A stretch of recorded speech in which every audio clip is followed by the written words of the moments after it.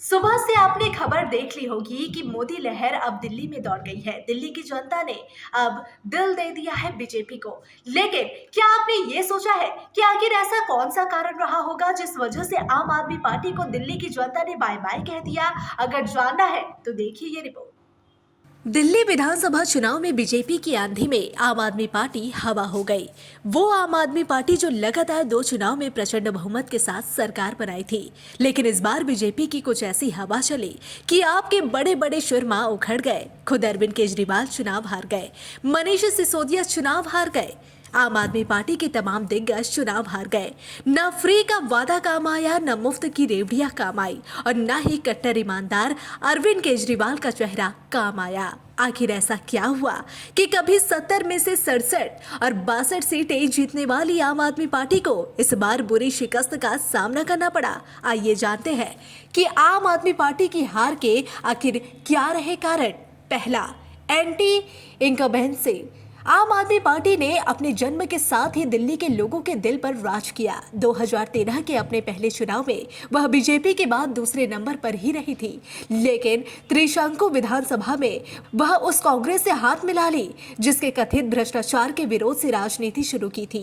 खैर, कांग्रेस के साथ गठबंधन वाली आम आदमी पार्टी की वो सरकार 2 महीने भी नहीं टिकी। उसके बाद साल 2015 में 70 में से 67 और 2020 में 70 में से 62 सीटों पर जीत के साथ इतिहास रचा। पार्टी लगातार 10 सालों तक दिल्ली की सत्ता में रही। लगातार तीसरी बार जीत दर्ज करना वैसे भी बहुत आसान नहीं होता, क्योंकि सत्ता विरोधी रुझान यानी एंटी इनकम्बेंसी का खतरा बना रहता है।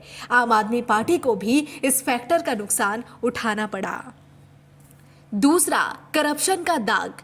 अब इसे विडंबना ही कहेंगे कि जिस पार्टी ने भ्रष्टाचार विरोधी आंदोलन से जन्म लिया, सत्ता में आने पर वह भी अपने दामन को करप्शन की कालीक से नहीं बचा पाई। खुद को कट्टर ईमानदार कहने वाले अरविंद केजरीवाल को करप्शन का दाग भारी पड़ा। भ्रष्टाचार के आरोपों में उन्हें खुद जेल जाना पड़ा। मनीष सिसोदिया को जेल जाना पड़ा, सत्येंद्र जैन को भी जेल जाना पड़ा। केजरीवाल और आम आदमी पार्टी लगातार खुद के कट्टर ईमानदार होने की दुहाई देते रहे, लेकिन दिल्ली की जनता ने उनको नकार दिया। अन्ना हजारे के भ्रष्टाचार विरोधी आंदोलन के शिल्पी अरविंद केजरीवाल जब दिल्ली की सत्ता में आए तो एक नई तरह की साफ सुथरी, ईमानदार और वैकल्पिक राजनीति का वादा किया था, लेकिन किया क्या? CAG की रिपोर्ट को विधानसभा की पटल तक भी नहीं रखा।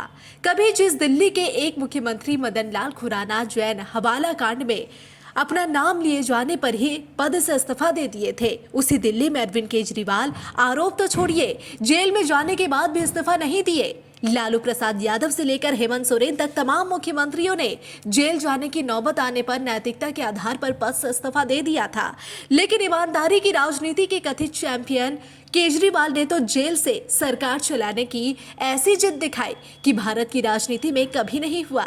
जेल से बाहर आने के बाद उन्होंने इस्तीफा जरूर दिया, लेकिन शायद तब तक बेहद देर हो चुकी थी। अगर जेल जाते इस्तीफा दिए होते। तीसरा, मुफ्त बिजली पानी मॉडल से आगे नहीं बढ़ पाना।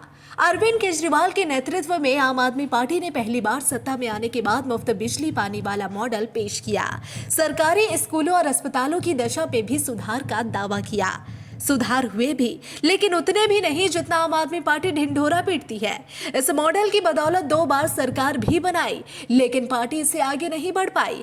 हर नाकामी का ठिकरा दूसरों पर फोड़ने का चलन चलाया। सड़कें बदहाल रही, जगह जगह गंदगी का अंबार रहा। निगम चुनाव में जीत के बाद साफ सफाई की जिम्मेदारी से भाग भी नहीं सकते थे।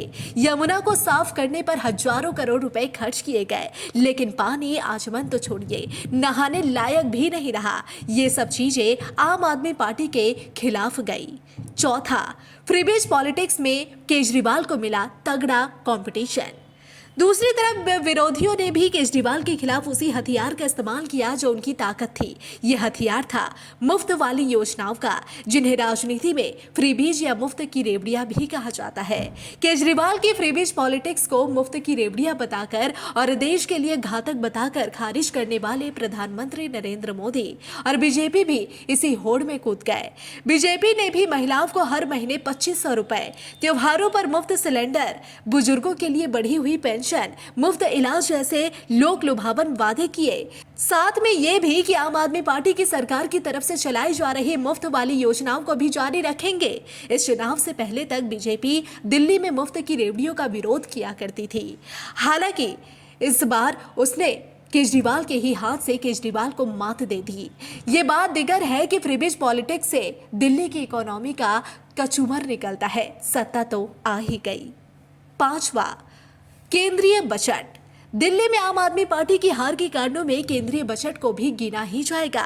चुनाव के ठीक पहले जिस तरह बजट में मध्यम वर्ग को बड़ी सौगात दी गई, 12 लाख रुपए तक की आमदनी और वेतन भोगियों के मामले में तो 12.75 लाख रुपए तक की सालाना आमदनी को इनकम टैक्स से मुक्त करने का जो ऐलान हुआ, उसका सीधा लाभ बीजेपी को दिल्ली चुनाव में मिला है। 6वां, अरविंद केजरीवाल की गैर जिम्मेदार राजनीति।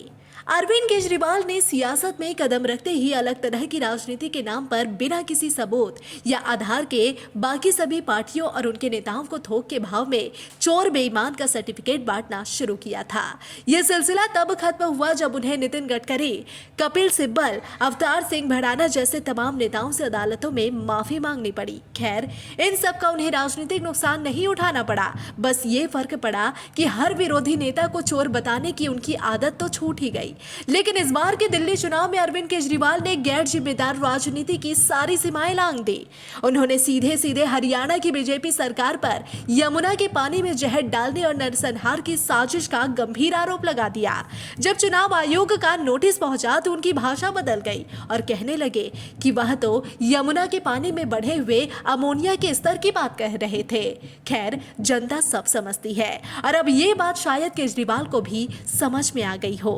7वां, अजेय होने का दंभ। दिल्ली में आम आदमी पार्टी की हार का एक बड़ा कारण खुद के अजेय होने का दंभ भी रहा। इसी दंभ में पार्टी ने गठबंधन के लिए बढ़ाए गए हाथ को झटक दिया।